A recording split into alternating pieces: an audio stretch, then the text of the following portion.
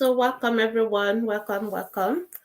Feel free to drop your question. I think I have a question on Instagram already, but I just want to confirm that Facebook people are with me because it seems to be hanging. Okay, I think we are live now. All right. Facebook people, welcome to Atp Live Monday. Sorry for the delay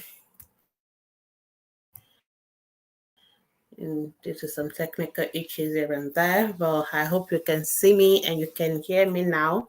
If you can see me, hear me on Facebook, just send me a comment or somewhere and let me know you are with me. So, sorry, I think I'm in the wrong place.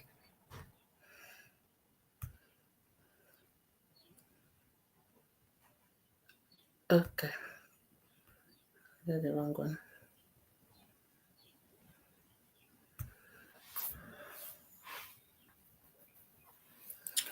Okay, yes, I can see you can see me now. All right. So if you are watching on Facebook, please drop questions in the comment section. If you are watching, can people just help me to share the videos to all our groups? Because I don't think I'm still logging into my Facebook and it's taking forever. So please share the videos for me and pin it to the group and start. So we start with Instagram. There was a question I saw in the question box. Somebody said baby started. Sorry. Baby started having high discharge since Saturday. So when you're asking question, always start with the age of your child.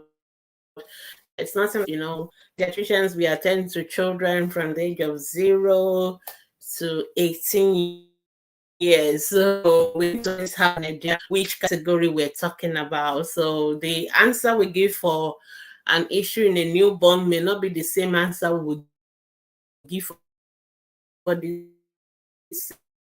same issue in a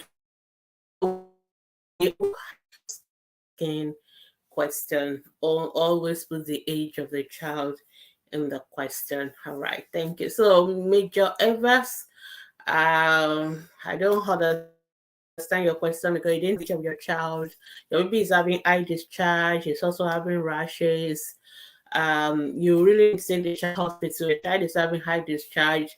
Most likely there could be an infection in the eyes. They need to see the child. They may prescribe appropriate eye drop. The same thing because of the rashes. So this is, so it's important to also, so this child really just needs to go to the hospital so that it can have a proper evaluation and treatment. And the earlier the better. There's no point saying, oh, it's much. Then if it's too much, what's happening about it? So we notice symptoms in our children. If you say, okay, let me watch it for a while, something more or no, that's okay. But if something saying to me as parents, the most sensible things for us to do is to take that child to the hospital and get the child evaluated by a doctor and let the child get treated. So I hope you will do that straight away. All right. Let me continue with Instagram because I'm not seeing anything on Facebook. Facebook people, let me know you are there. All right. The next question is from Style by Rima. Say good evening, doc. Please, my food keep coming up for my baby's nose, I believe, since birth and now, and she's going to be 6 months. Have been going to the hospital. They've directed me to the ENT, who said it's nothing. But okay, the rest of your comments has gone off. So I guess your baby is having what we call reflux. Reflux is not a big deal. It's nothing to worry about. Most babies have reflux because they're on liquid diet, breast milk, and the distance between the stomach and the nose for babies is actually very short distance. And the mechanisms that the gates that that closes the space between the stomach and the what we call the food pathway or the esophagus is really not as effective in babies at that age. So what you really need to do is to make sure that you keep your baby upright after you feed the baby. Don't just feed your baby and quickly put the baby down immediately. It's likely going to come out the wrong way. So you keep the baby upright at least 15 to 30 minutes, and then you can put the baby down. So when your baby is 6 months old, you're going to start giving solids. So with the solid, the reflux will reduce. It may not disappear, but it will reduce significantly. So there's nothing the ENT doctors are going to do. I'm not sure why they refer you to the ENT doctors, but it's not something to worry about. So don't need to worry. Just continue breastfeeding and then start complementary feeding at 6 months. But the most important thing is for you to make sure you keep your baby upright at least 15 to 30 minutes before you put the baby down. Most babies will outgrow it. And unless your baby is losing weight and it's really very severe, then that is when we will intervene. And usually what we do is to thicken the baby's breast milk. We have what we call breast milk thickness, so that it will kind of keep the breast milk down. But most of the time, there's really no need for that. So I hope that's helpful. All right. Let's go on. I just want to pin the videos because I didn't have that because my Facebook was not on. Okay, Major Evans is giving me the age. She said your baby is 1 year old and weighs 13 kilos. Okay, thank you for the update. So your 1 year old, you need to take the baby to the hospital because number one, it's not normal for a 1 year old to be having eye discharge. So we really, really need you to take the baby to the hospital, and then they can, you didn't tell whether the child is having fever or not, because there are conditions that can make a child to have eye discharge, fever, rashes, and all that. So there are many things that can give that scenario, but we really need to have all the right information first, then we can advise appropriately. Thank you. Clara Hodu say my 10 months old baby has, I guess you mean hernia. That is Hernia. Anyway, I think I understand what you meant. Each time she cries, there's a huge bulge in her right side in her private part. Yeah, so your child has hernia, he has inguinal hernia. Or femoral hernia, depending. So have you gone to the hospital? Have you gone to see? So you need to see what we call the pediatric surgeons. So the pediatric surgeons are the ones that operate. Your child is going to need an operation. That is the only treatment for hernia, is an operation, but it's not a major operation like that. It's just one of those operations that you would do in a day and go home as well. So but you definitely need to take her to the hospital and let it get sorted.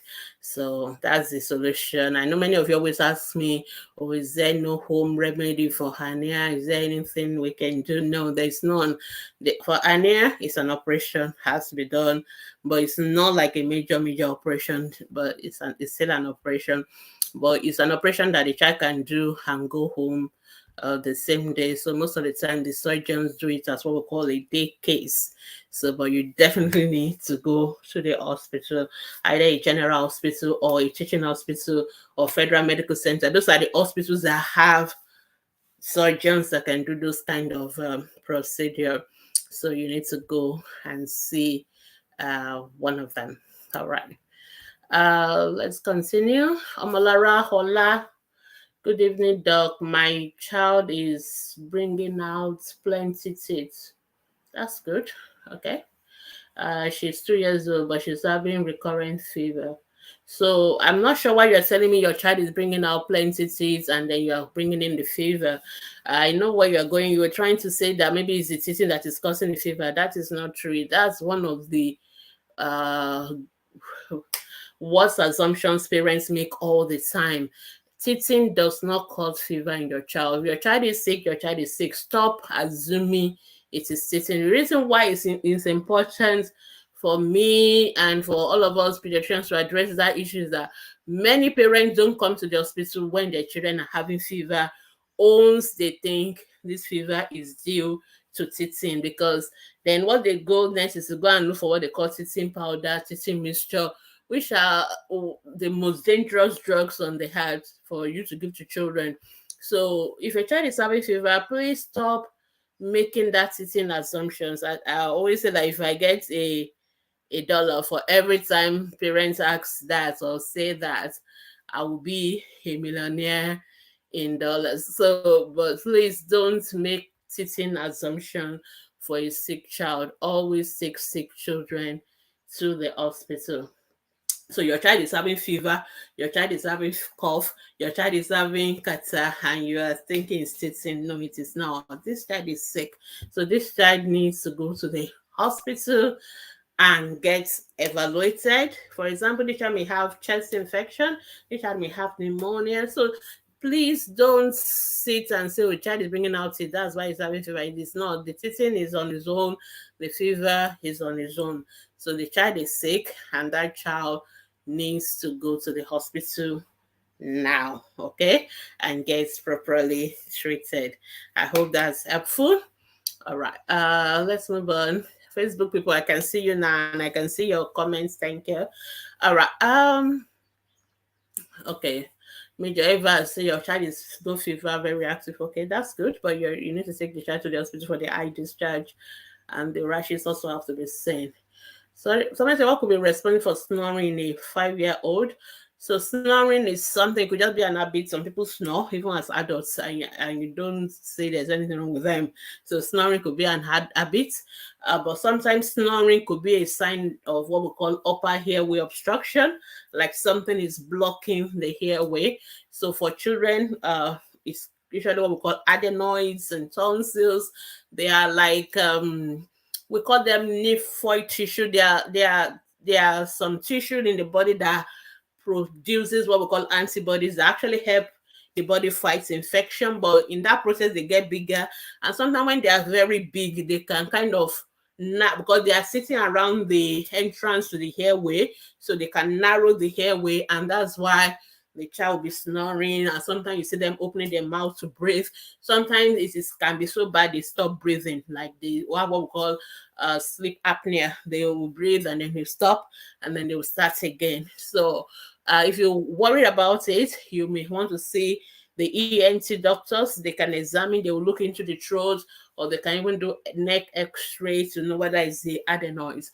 So sometimes, depending on the size, if it's not very big, we kind of just watch it for a while and then see whether because as children grow older, it tends to shrink, and then so it will stop. But sometimes if it is really, really big and it's causing problem like infection, the child is always having respiratory infection, tonsillitis and all that, more than 6 times a year, then we may have to take them out. So surgery again is maybe the solution for that. So, but don't just ask. Especially the first thing you do in a child who is snoring is to position them, make sure they are sleeping properly, and they are not sleeping with their tongue blocking the airway and all that, falling backwards. So just position them. If the snoring stop with that position, it may just be a bit. But if it is really bad, or the child is even mouth breathing, especially in the daytime when they are not sleeping, then that is when we worry about adenoid enlargement and the stuff like that, and that's when you may need to have intervention. Okay, I'll take 2 more questions on Instagram, and then I'll go back to Facebook. All right. So somebody said, goodness, my baby is picky. She literally is fish, chicken, beef. That's good. She's eating a lot of them. For all other type of meat, she either is today or not. So always start with the age of your child. All right. Okay, she's 10 months old. So she eats fish, chicken, and beef. So she's eating a lot of protein, which is quite good. So what other meals are you you need to give other? So when you are introducing food to babies, you need to be patient.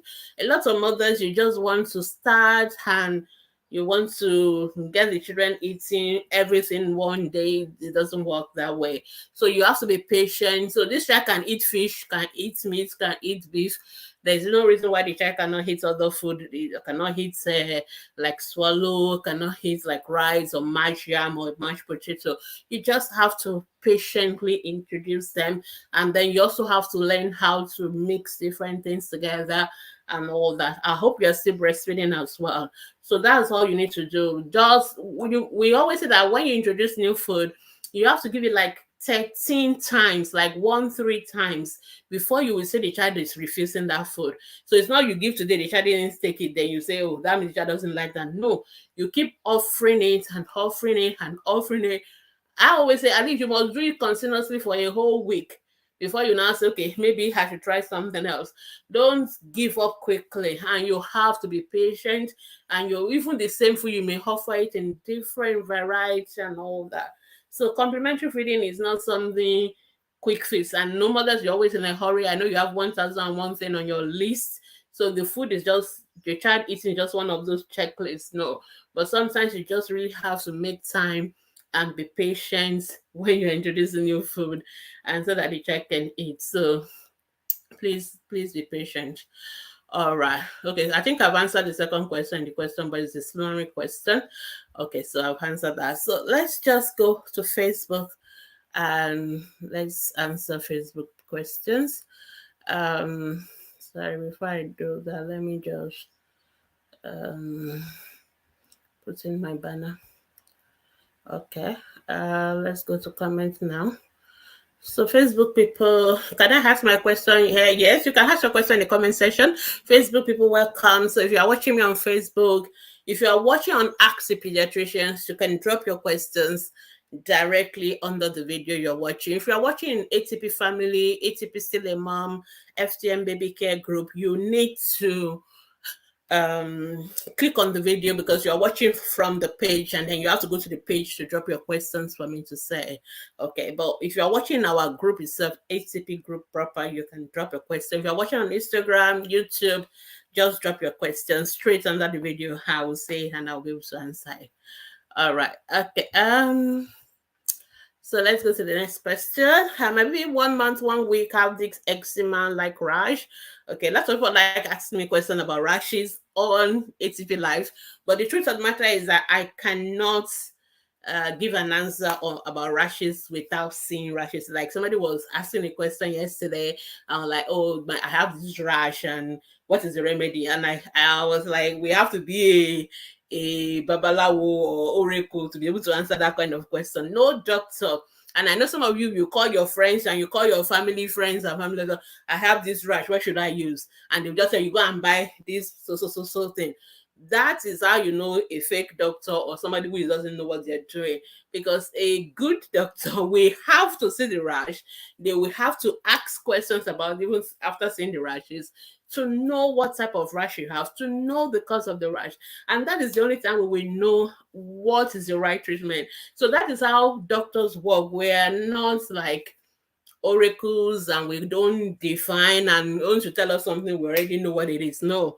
So doctors, we work more like detectives. So you tell us one thing, we look at it, we look at all the information, when we come up with, okay, these are the possible causes, and that's how we work. So when people ask questions and don't give a picture, they don't tell you much details, and then they expect you to just tell them the solution, I always like, you think I must be a babalawo or something to be able to do that. No, it's not possible. All right, so this Facebook says, if your baby has a rash, you're on our Facebook group, you need to put a picture of it on the Facebook group. And when you put the picture, I'll look at it and I'll give you my opinion, whether it's there are many causes of rashes. Sometimes rashes are actually normal. For some, like newborn babies, for example, there are some rashes in them that are absolutely normal. You don't do anything. You just leave it alone. There are rashes that could be itch rashes, for example. There are rashes that are due to allergy. They are reacting to all those cream, powder, soap. drugs, everything you're giving to the children can react to them.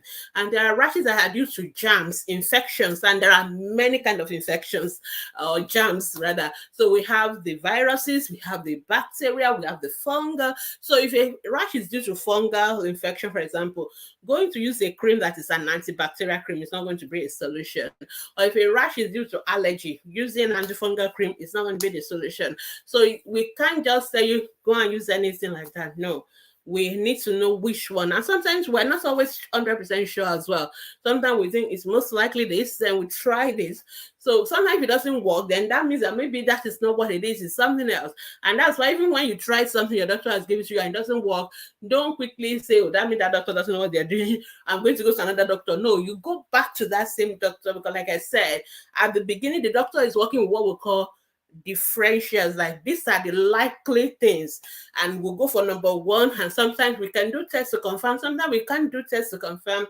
Then if it doesn't work, then you go back to number two. Sometimes we also do what we call trials. You try this one before you go for the next one. That is how, there's no magic anywhere, and that is how medicine is practiced everywhere in the world. So you have to be patient. So Facebook user, please put a picture on the group, and later we'll see it and we'll try and see how to help you. But general thing for rashes, general care, make sure you are not using things that your child could be reacting to, especially for newborn babies. You really need to be, their skin are very tender, very sensitive. So you really need to make sure you are not using all these fanciful, sweet smelling products. Most of them are just full of chemicals that irritate the baby's skin. And none of you will put the powder, you put this thing and all that. And the children will just be coming out with rashes. So use natural products, things that don't have so much of perfume. Your Vaseline, your shea butter, your coconut oil, olive oil. Those things don't really have much chemicals in them. Those are better products than all those lovely ones that they pack and sell to you at so ridiculous prices. Most of them, they just make the children to have rashes. So you have to be very careful, and then you need to wash your hands. All these habits that everybody is coming, where's baby? Bam, they carry baby, no hand washing, nothing. They are all coming with all the germs in their hands and putting it on the baby. No, then will even be kissing the baby. Very wrong approach. Even you as the mother that is carrying baby 100%, you must be washing your hands all the time. Very important, because when you touch things, your hands is full of germs, but you can't seal them.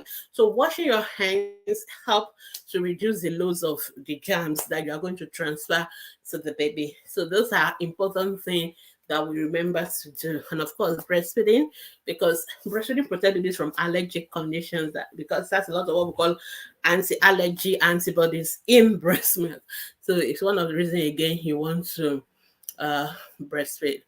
Okay, let's move on. A Facebook user, I noticed I discharge from my toddler's eyes. If wiping it out is still coming, you need to go to the hospital.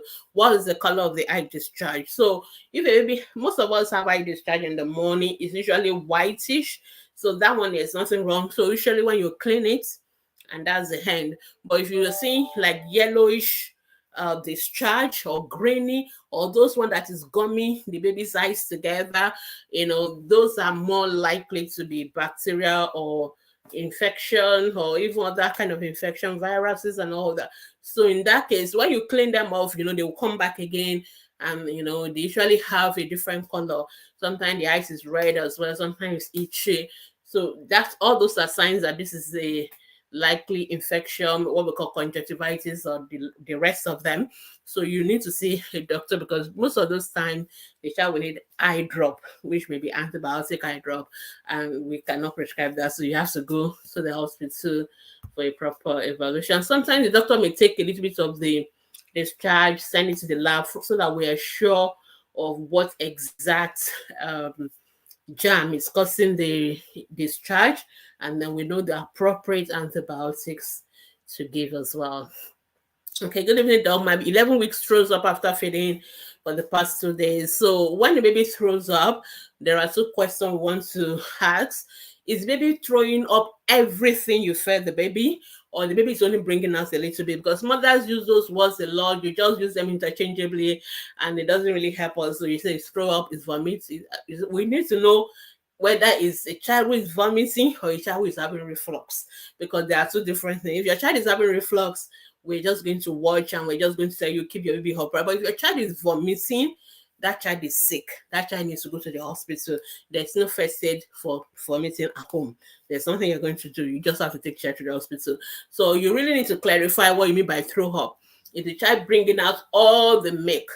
So vomiting is usually very forceful. So when a child is vomiting, they do it so much force and energy, and it's usually a lot. They bring out almost everything you fed them with, and their tummy will become flat, and the child is actually very miserable and very ill. So that child needs to go to hospital. But if the child is only bringing out small amounts of milk, or the milk is already even like digested, that is reflux. It's usually very gentle, it's not forceful, and it's just a little bit coming out. The child is otherwise well, happy, playing. That is more likely to be reflux. And for that, there's really nothing you need to do. It's common in babies. Keep them upright. It reduces it, doesn't stop it. And before you put them down, that's all you need to do. So you need to clarify which category your baby belongs to, so that we will know how to advise you further. Okay, let's take a little bit more from Facebook, and then we'll come back to Instagram. Somebody say, I noticed my 5 months plus like looking at his hands and screaming. There's nothing wrong with people looking at their hands. I do get this question a lot, and I'm wondering what is wrong. You look at your hands, you want to see your body. There's nothing wrong with that. And screaming, there's nothing wrong with screaming. Most of what people call screaming just baby playing. So I guess you must be a first-time mothers. I know first-time mothers when they ask questions, because you may know. But second-time mothers, they already know that, so they won't worry about those ones. Okay, somebody said my 11 weeks is on exclusive breastfeeding. Okay, it's the same question. I've already answered your question. So you should answer my own question first, and I'll tell you what to do. So my baby is 5 months, still bringing out milk from the nose and mouth. Okay, I think today is reflux day. It's forceful. What can I do to go? What do I have? I've been to the hospital, but the doctor said to resolve. Exactly. Okay, and I just noticed the head is always hot. If your baby's head is always hot, please use a thermometer. A lot of mothers always say my baby's head is hot. Use thermometer. Because when you use the thermometer now, what the temperature is 37. So nobody's going to do anything, because that is normal temperature. So most of the time, the head usually feels warmer, because there's a lot of blood circulating in the head and all that. Baby's thinking is doing everything from the brain. So that does not mean the baby is hot. That does not mean anything. Use a thermometer. The thermometer comes back and read anything less than 37.5. That is normal, so you don't need to do anything about that. A lot of mothers always feel the head of the it's warm. It doesn't mean anything. So it's just blood flow. Somebody said, does Tegretol affect children's intellect?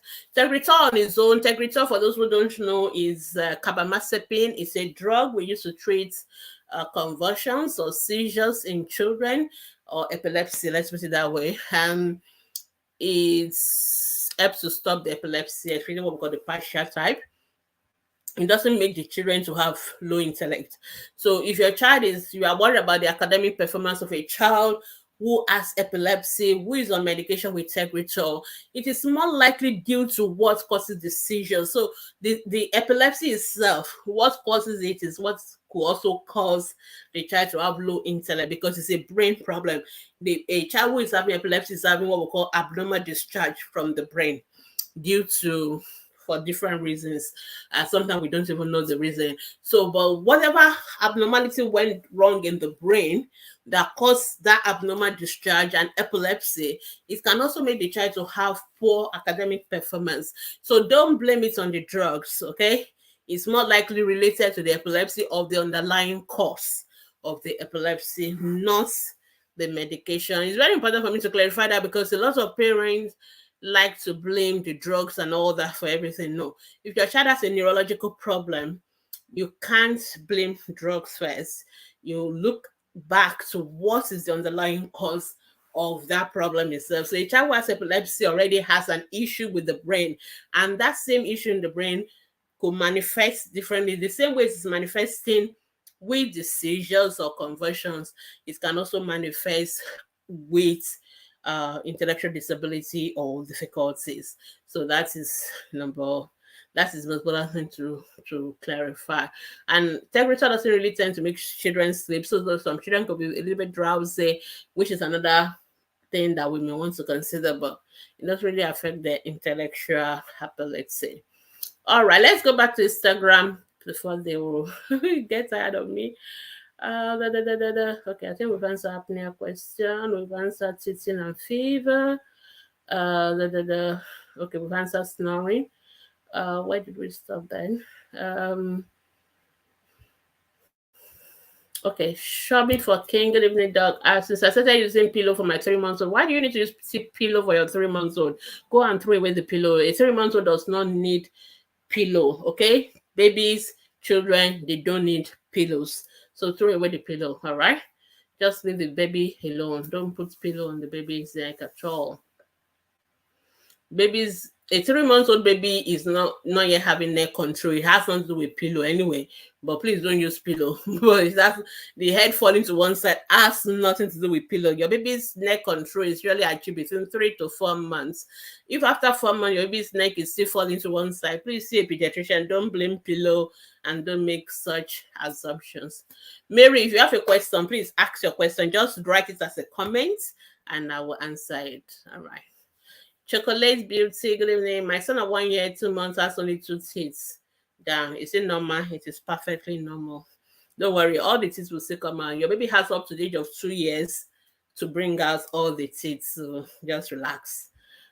Chief Girl, say good evening, doc. My baby of 1 year, 3 months still fold a thumb finger. How does she fold it? She fold it inside or what? She is at the other finger straight and the thumb are the only one folded. I really need to have a true picture of what you're talking about. She's working already and blabs. Don't know. Yeah, it's a problem for us. For if the baby is always folding the thumb, I will worry about it. So I that's why I was asking you: is baby folding it and tucking it in, or how? I really need to have a true picture of that. But usually it's always a sign of something that we really need to check. Unless it's something baby just does once in a while and then other time the hands are open. So you really need to specify and be clear. But we worry about it. If a 1 year old is still folding any thumb, any finger, it is a concern for us. Not necessarily that there's a problem with the finger itself, but it may be a pointer to something else, and we really need to be sure what it is. Okay.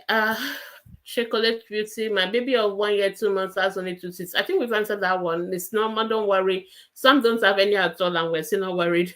But your baby teeth will come up later. Okay, you've asked this question 3 times. Chocolate Beauty. Once you drop your question, relax. I will read them. I will always read every question that you drop. You don't need to send it 3 or 4 times. Just send it once. Okay. Doing Solar. 11 months old doesn't respond to his name. I'm sure he is. Yeah, yes, I'll be worried that if an 11-month-old baby is not responding to their name. And like you rightly said, the first thing to be sure of is that the child can hear. So usually, I know you are not worried that the child can hear, but the first thing I want to do is to do a formal hearing test. Not, just assuming. We just have to do a proper hearing test and rule that one out and make sure the child is not deaf. That's number 1. Number 2, we have to start looking for possible autism. That is, if the child can hear, then the only other thing that will make children not be responding to their name is early signs of autism, and that means the child will need further assessment. Usually we will not do it at the age of 1 year. We usually will do it when they're about 2, but it may be the first sign, we pick up in a child. But then we have to further test the hearing, make sure the hearing is good. So just watch for now. But if you can get a hearing test done, that's what you should do. Okay, Shifra says she's tucking it in, but when she wants to grab something, she opens it. I thought no, you have to see a pediatrician. It is not normal for your baby to be tucking in the thumb, okay? It is not a normal thing for them to do. It's a sign that worries pediatricians, okay? And we may need to really check for why she's doing that. It's good that she's using the finger, but like I said, it's not even the finger itself that we're worried about, but it's a sign of what it's pointing to that we worry about. So we see those things in some children who have some other health issues, and then we just want to be sure she doesn't have any of those like genetic abnormalities or anything like that. But it's not typical for a baby to be talking in the tongue. Okay, I thought we correct. When she starts crawling, no, it's not. It's not related to crawling or anything. Okay. All right, let me go back to Facebook. I think I'm having some breathing space now. Okay. Okay, so the 11 weeks is not forceful for missing. Okay, I'm happy to hear that. That means it's reflux. So just relax. Should I breastfeed that immediately after the reflux? You don't have to breastfeed that immediately after the reflux, because sometimes your baby is having reflux because you've overfed them actually too, which is a possibility. Sometimes some babies love to suck. So sometimes they keep sucking. Even though they are full, they keep sucking. And sometimes they go over the top, and sometimes a little bit of reflux is actually because of that as well. So you don't need to quickly feed the baby again. No, there is no competition for always keeping the tummy full. Just let the baby relax. Usually you should feed your baby every 3 hours or so, and that, or when baby is hungry on demand, but not because baby just vomited and have a little bit of reflux, you want to go and feed them. No, let them have some breathing space in between. All right, so my 2-year-old is not talking yet. It says mommy and bye. I'm really worried. Okay, this question is so common. We just had our ATP outreach online and offline. So I'm sure some of you were beneficiaries of our online outreach. We have over 450 referrals that came in, and it took us almost 2 weeks to finish everything. I just finished them last week. So, but this question, my 2-year-old is not talking, is a very common question. It's a very common reason for most mothers that came in. I think maybe more than 10% or 20% of mothers that we saw, this is what their concerns are. And one thing I found out is that most mothers do nothing about it. And so I'm going to take my time to answer these questions thoroughly on what you should do if your 2-year-old is not talking. It's very important because, and one of the mothers actually told me something which I've obviously I've heard about before, is people telling you, oh, don't worry, the child is going to just talk when the child is ready. Just give the child more time. When it comes to development like this, we don't give the child more time, because there's what we call early intervention. So the child's brain develops in the first 5 years of life. So that is a period of critical brain development. 95% of brain development occurs in the first 5 years of life. It means if you do anything in the first 5 years of life, the child is going to catch it faster than if you're doing it after 5 years. So if a child has any issue that is developmental related, we want to intervene, and it doesn't even matter the cause. So they say, okay, yes, some children are not talking because they are just slower. Nothing is wrong. They are just a little bit slow and they will eventually catch up. But some children are actually having either learning difficulties or global developmental delay or autism. Those children are not going to get better because you are waiting. You are actually losing time, not doing anything for them. So our approach generally when it comes to that is intervene first. Don't worry about whether it is normal delay or it is abnormal delay. The most important thing is that you lose nothing helping the child. You lose nothing intervening. So if we intervene and the child starts to talk, it's okay, then we discharge the child. But if we don't intervene and then the child, we are now making a diagnosis of autism 5 years later, it has not helped the child. So always do something. All right. I want mothers to all grab that it is, don't listen to anybody, and including doctors that tells you, because most doctors tell people that, especially those who are not pediatricians, that just relax, wait, the child will talk, there's something wrong. That advice is wrong. And I say that and I stand by it. Quote me anywhere. All right. Nobody should ever tell you that, oh, your child is not talking at 2 and then there's nothing for you to worry. The child will talk later. That is a wrong advice. So let's start with that. Number 2, the first thing we want to know in a child who is not talking is, can the child hear? Can the child hear? Just like I was answering the person who asked about 11-month-old not responding to his name. We want to be sure the child can hear. And I know many of you think, oh, I know the child can hear, obviously, and I agree with you. Most time you are sure, but we want to be 100% sure, because the number one reason why somebody will not talk, anybody that cannot hear will not talk. So we really need to be sure the child can hear. So we want you to do a formal hearing test, not the fact that, oh, when I call his name, it on, or when we put on music. We like to actually do a formal hearing test. Unfortunately, I know it's expensive in Nigeria, and we don't have too many places that can do it. But that is I will tell you the ideal first. So the ideal thing is to do a hearing test by the audiologists. Audiologists are the specialists or professionals who do hearing assessment, so they can check the hearing and let us know whether your child has hearing loss or not. So that is number 2. We want to do hearing tests. If you are living in a place where there's no audiologists and all the hearing tests, okay, we can rely on you telling us when you put on music, favorite cartoon, the child will come up. But ideally, we want to do a formal hearing test. Number 3, you need to see a speech therapist. That is the next person to see. And many people, I asked, virtually all the people I asked that question, have you seen a speech therapist? Nobody has done it. And I'm like, okay, but your child has speech delay. The right professional for speech delay is a speech therapist. So Google speech therapy around me and go see a speech therapist. I know we don't have too many of them in Nigeria, but we begin to have a few of them as well. And some of them are available online as well. And if we go to our group, we have like tips for parents on speech therapy. If you go to YouTube, a lot of speech therapists are putting all those things they do for children there. So in other words, if you don't have speech therapy, go to YouTube. See, just go with speech therapy for toddlers or something like that. You will see a lot of videos you can watch and you can practice with your children. It is very, very important for us to do that. So speech therapy is important. Number 4, we need to do an autism screening. Ideally, we should screen all our children for autism when they're about 18 months to 30 months. Even US have made that recommendation. They don't do it for all their children. And we also don't do it in Nigeria. But that's the ideal thing. So let's even assume we don't have time to screen all the children, which is the ideal thing to be doing. But for a child who has speech delay, we need to screen them for autism. And it is very easy to screen your child for autism. If you go online and just Google MCHAT or autism screening, you will get the link to Autism Speaks website and the MCHAT. So it's MCHAT.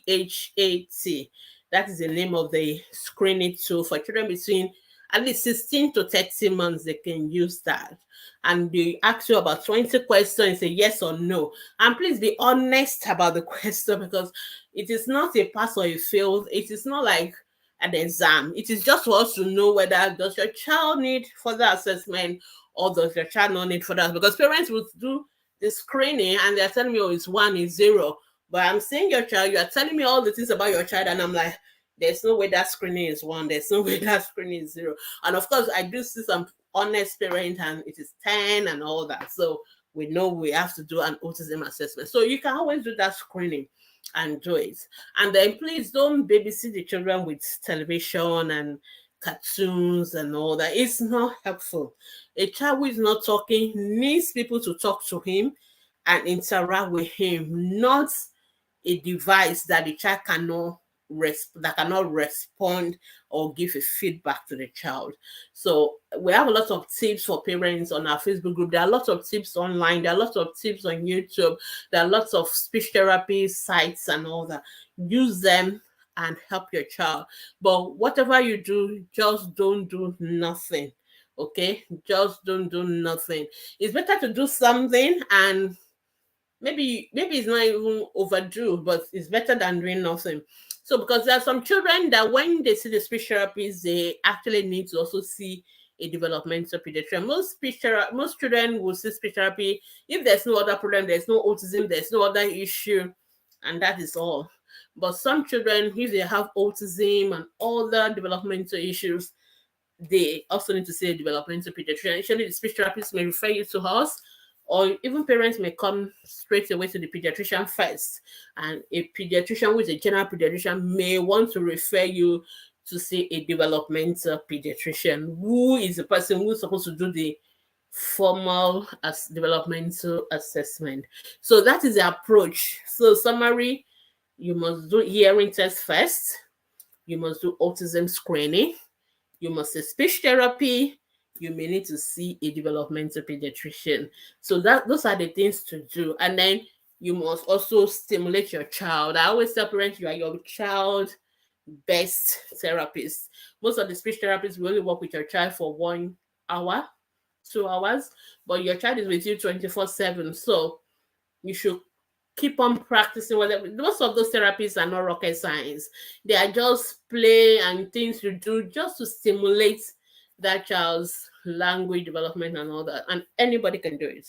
It's just that the professional knows why they are doing it and they can adjust things, but you as a parent, you can copy them and do your own part. And then the professional can guide you as well. So I hope that question is answered. Everybody who has question about my child is not talking. If you want to know what are the speech milestones, we have a guide section on our Facebook group, Guide 9.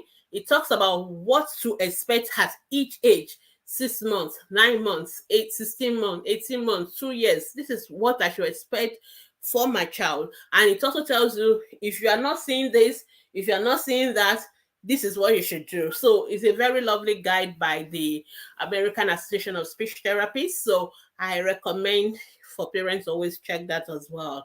It's also available online, but we've put this on our group as well. So check it, check your child. Is he doing well? If the child, they will also tell you when to go see speech therapy, when to see developmental pediatrician. Just follow the advice.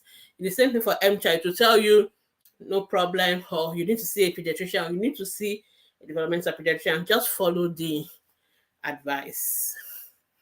Okay, somebody said, how do I know when a baby is feeling cold and can exposing baby to breeze cause pneumonia? Okay, pneumonia is not caused by breeze. Pneumonia is not caused by fan. It's not caused by AC. It's not caused by pneumonia. Is a bacterial infection affecting the lungs. So it's caused by germs.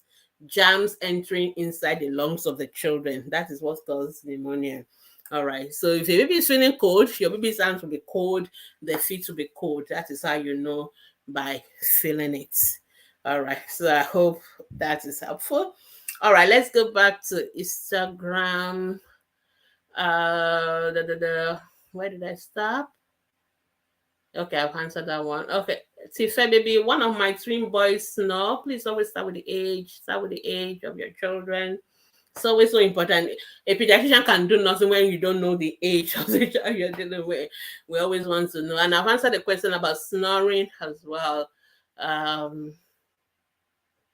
When snoring and without a running noise. I'm not sure I understand that part.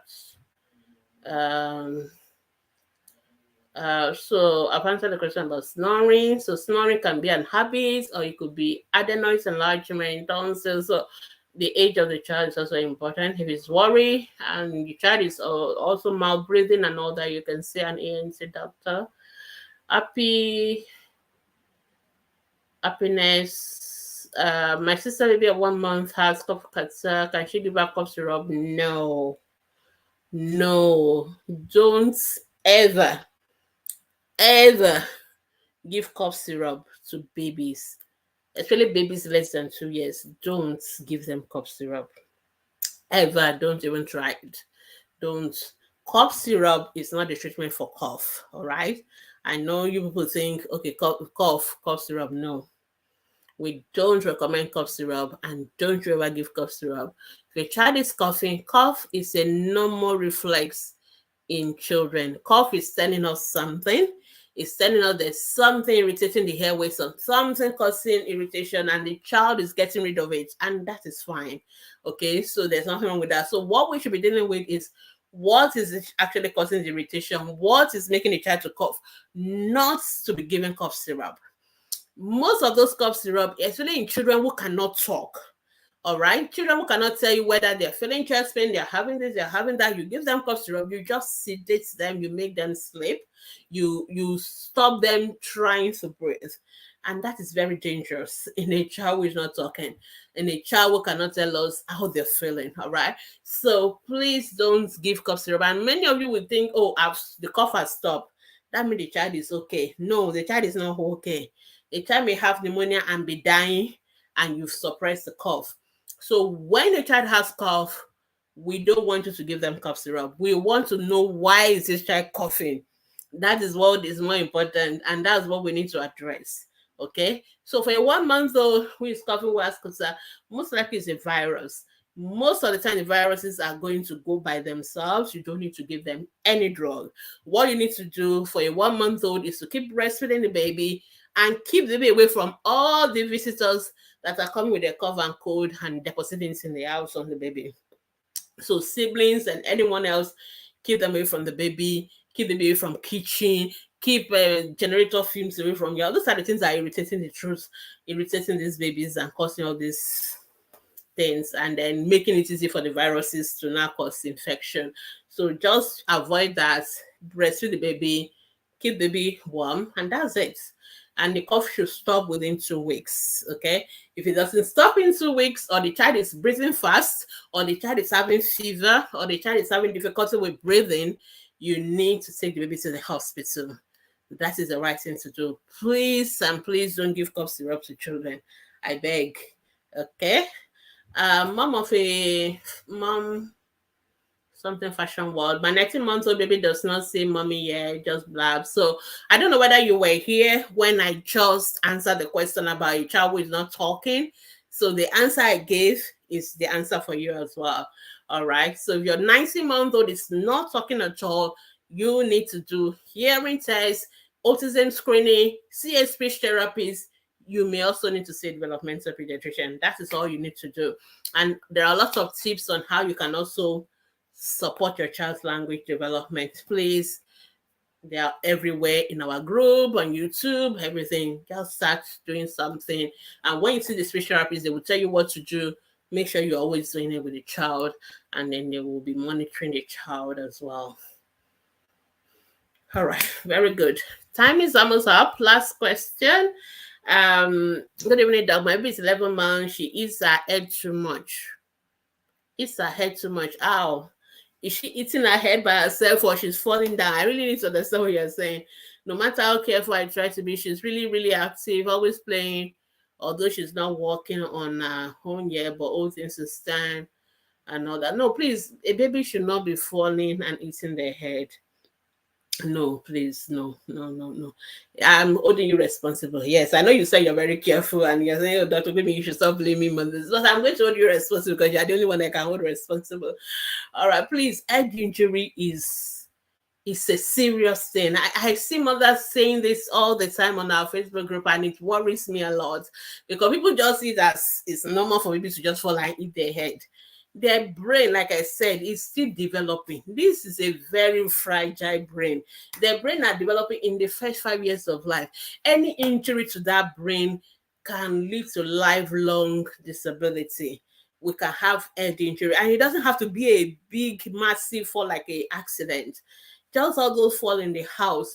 Please don't put babies on couches. Don't put them down and say, I'm going to really go and answer my phone call or open the door or something. No, don't put them on the surface where there's no falling. Okay, put them in the bed that has guards. Okay, or just put them on the mats on the floor. That way they can only roll, they cannot hit and they cannot fall. A lot of you put your babies on the sofa, on the couches, and then you quickly go. They are rolling. Even from 1 month old, they can roll. You understand? So please don't do that. And if your baby is 11 months old and is holding to support, please don't leave that baby and go and be doing. I know you have a lot of things to do, but please don't leave the toddlers unsupervised. Most of the time, babies fall or hit their head because we are not supervising them. If we are there with them, we are able to quickly anticipate and make sure they don't fall. And for this kind of babies, you also have to what we call child proofing of your house. Once your baby start doing crawling, holding support, remove all the removables, all your china, all your vases, all those things, remove them so that the baby can have enough space. And you may want to consider having a soft floor, something like rug floor or something like. If I thought the baby is crawling or running, it's not going to be those of you that have tiles and all those things, it's difficult with babies because they can easily fall. Or you can buy what we call a play pen, something like like it's you when you set it up, your baby can play inside that place and will not be able to come out, and the whole thing will be soft and everything, and the baby is not likely going to hurt themselves. So you have to make efforts, because we're talking about head injury, we're talking about brain injury here. And please don't allow babies to carry babies. All these about 2-year-old, 4-year-old, 5-year-old, they are still children. They should not carry babies. A lot of mothers say, okay, the older one is carrying her.